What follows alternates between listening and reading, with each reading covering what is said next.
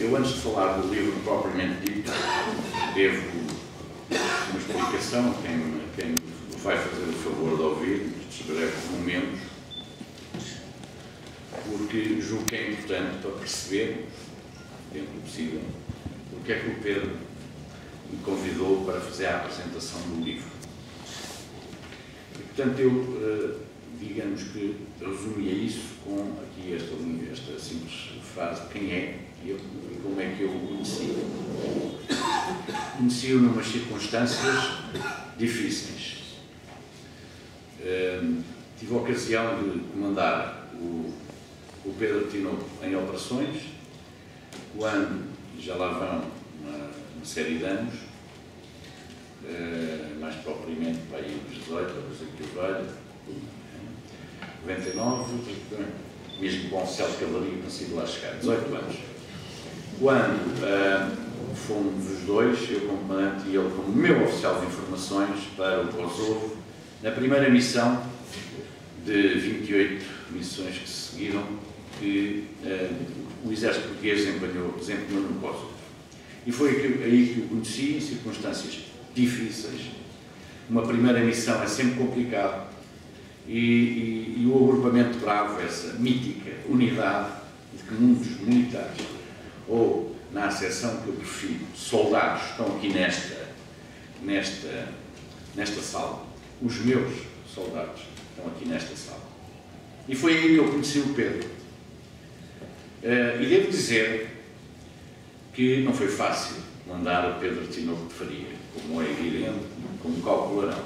Foi mesmo difícil, porque ele não é um subordinado fácil.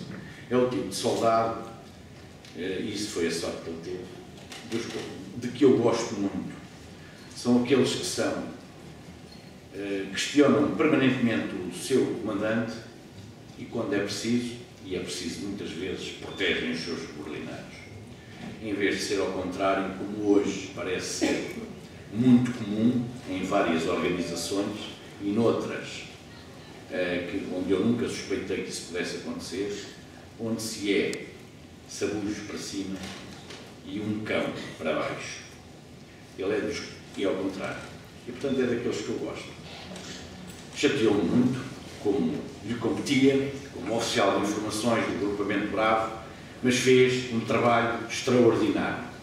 Eu tive a ocasião de propor o reconhecimento para ele ostentar no peito, com muito gosto, porque era, obviamente, mais do que merecido. Foi nestas circunstâncias difíceis que ele, de alguma forma, relata, a certa altura no livro, que eu o conheci. E ficámos com com uma grande admiração por ele, e ele faz o favor de ter um bocadinho de reciprocidade, embora eu não mereça, e daí ter-me convidado para apresentar o livro. Pedro Tinoco Faria é, antes de mais, o homem. E o homem é uma personalidade complexa, como transparece do livro, não tenho qualquer dúvida, mas ao mesmo tempo absolutamente magnífico. Falta-me outra palavra para melhor dizer o que é o homem Pedro Tinoco Faria.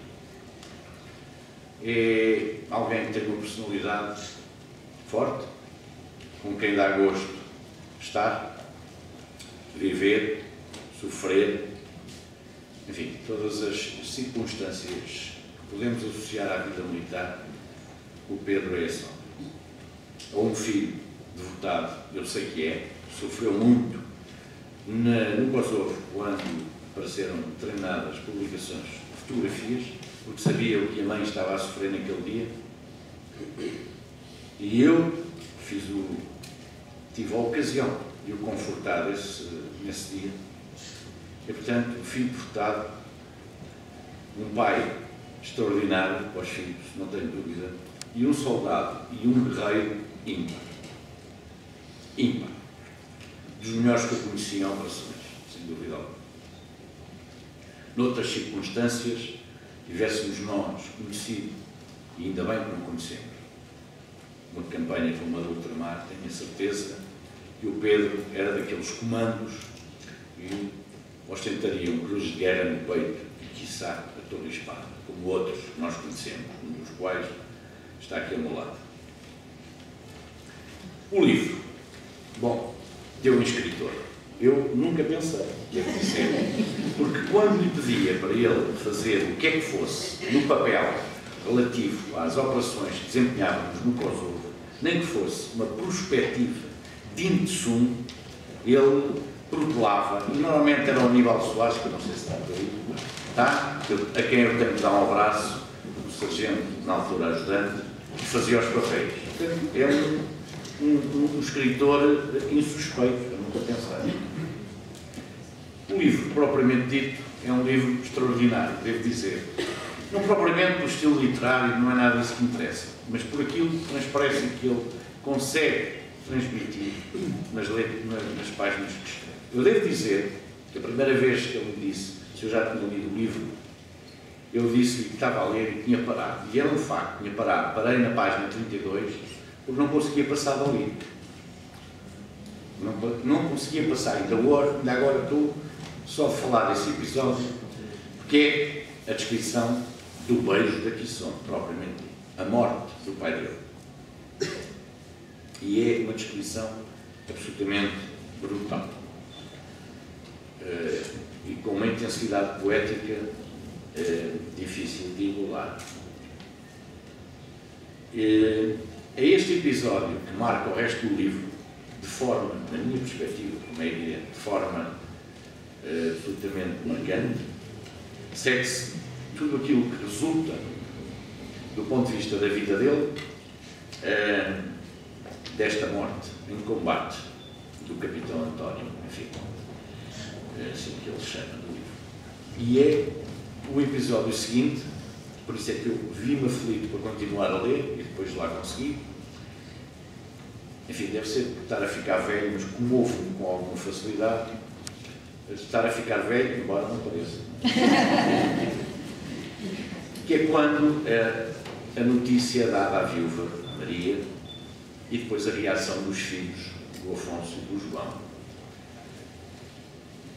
E é sempre no mesmo conteúdo dramático e brutal. E ele diz mais, quer dizer, é também porque a pátria nada faz para as viúvas e para os órfãos. Nada faz mesmo. É madrasta do nosso amado país. É muitas vezes, ou quase sempre, madrasta para aqueles que morrem por ela. Continua com a relação com a mãe ao longo da infância, antes da juventude, e depois, como é evidente, começa o período já da idade adulta,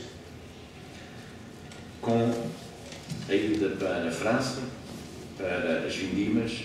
Julgo que as vindimas eram um pretexto para ter alguma liberdade, para ter os primeiros amores, e fundamentalmente uma frase que marca neste episódio, neste período do livro, em que ele diz, de facto, apresenta ao Christophe, que era o patrão lá do sítio onde eles iam fazer, ele e os companheiros, fazer as ditas vindimas, e que introduz aquilo que passou a ser a sua relação, sempre complicada, com os chefes que ele considera merdosos, tal como este Christophe, que era mesmo um merdoso nas ditas vinhas na zona de Bordel.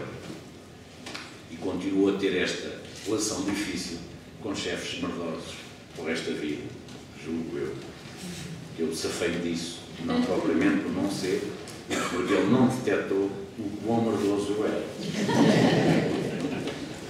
Depois entrou na tropa, na Academia Militar, um pouco por acaso, um pouco forçado pela mãe, para ver se ele, enfim, tinha alguma coisa. E depois, neste episódio da Academia e do tempo que se segue, o livro tem um parágrafo, dois parágrafos, absolutamente notáveis também, pela mensagem que transmite. Ele diz que não aprendeu a ser oficial na Academia Militar, que foi depois. Eu julgo que ele nunca aprendeu, mas enfim, isso é a minha opinião.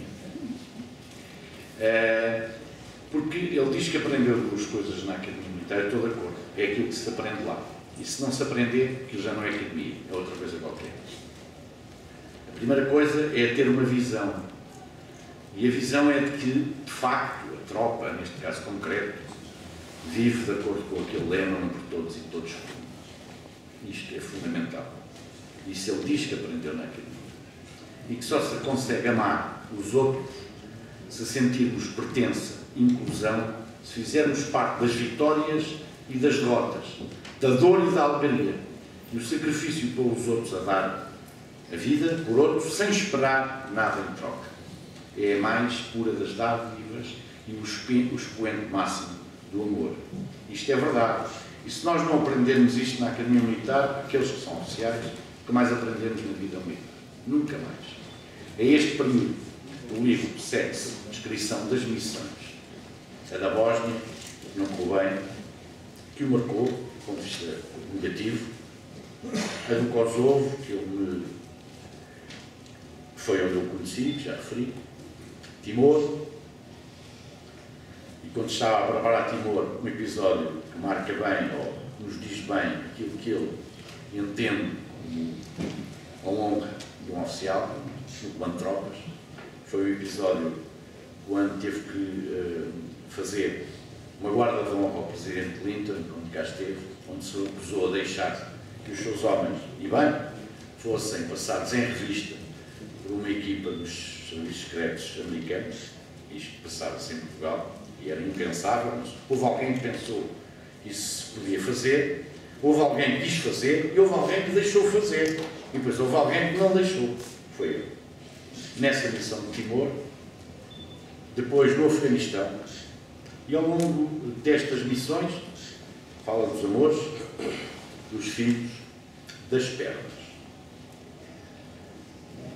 Termina, na minha perspectiva, quando se refere à história de amor dos pais, que é sempre uma coisa que nos marca, quando assistimos. Eu também tive a ocasião de ter uns pais que viveram um amor parecido, e portanto também me senti identificado com aquilo que transparece do livro. E depois os filhos. Quem é a tua família? A minha família são os meus filhos. Eu não vou alongar muito mais, porque senão daqui a bocado começo para aqui a chorar muito mais claro, mas eu devo dizer que, em termos de resumo, direi que este livro, O Beijo Daqui Sonde, é um romance desesperado e violento, de orgulho militar, muitas vezes do sacrifício sem fé e sem causa nestas missões, a verdadeira aventura da alucinação e do caos dos filhos irrecusáveis de um século que já estamos a viver, de crueldade e desvario, porque é disso que se trata hoje em dia. Poucas vezes se terá dado na literatura uma dimensão tão trágica do homem em estado de guerra ou de operações à procura daquilo que luta, de uma noção da luta em que se envolve e de um sentido para a vida e para a morte. Foi isto que eu senti quando li O Beijo Daqui Sonde. Recomendo vivamente a leitura e desejo ao Pedro a maior das felicidades. E que o livro venda bastante, porque ele decidiu, e bem, entregar os lucros da venda à Visão dos Órfãos de Guerra ou das novas operações. Era isto que eu tinha para dizer. Acho que é notável. Ponto.